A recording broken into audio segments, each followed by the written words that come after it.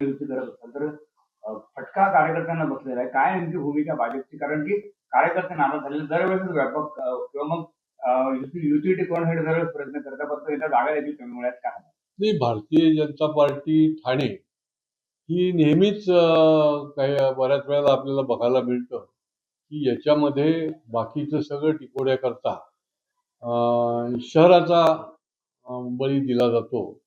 कारण की या जिल्ह्याने देखील एवढ्या जागा निवडून आणलेल्या आहेत, सर्वात जास्ती जागा निवडून आणलेल्या आहेत.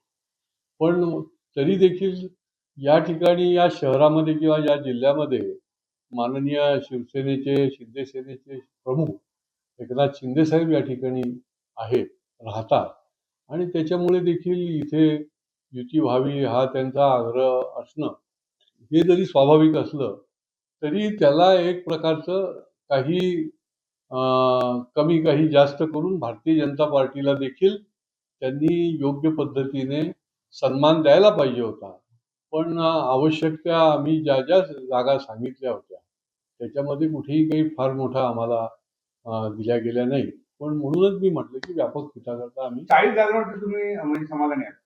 नाही, व्यापक हित समोर ठेवून आम्हाला हे लढायचं आहे आणि त्याच्यामुळे पक्ष हा शेवटी मोठा आहे. प्रथम राष्ट्र फिर पार्टी अंत में स्वयं. आणि त्याच्यामुळे कार्यकर्त्यांना आम्ही हेच सांगतो की आपल्याला व्यापक हित आहे, राष्ट्रहित आणि पक्षहित आपलं नेतृत्वाने जे सांगितलेलं आहे आणि त्याच्यामुळे कार्यकर्ते देखील नाराज आहेत. परंतु त्यांची मोठ्या प्रमाणामध्ये आम्ही फॉर्म भरायच्या आधीपासूनच त्यांची नाराजी दूर केलेली आहे, त्यांचा राग दूर केलेला आहे. तरी देखील अजूनही जे जे लोकांनी कुठे कुठे भरलेले ते अजून आमच्यापर्यंत पोहोचलेलं नाही. तर त्यांची ही नाराजी दूर करण्याचा आम्ही प्रयत्न करू.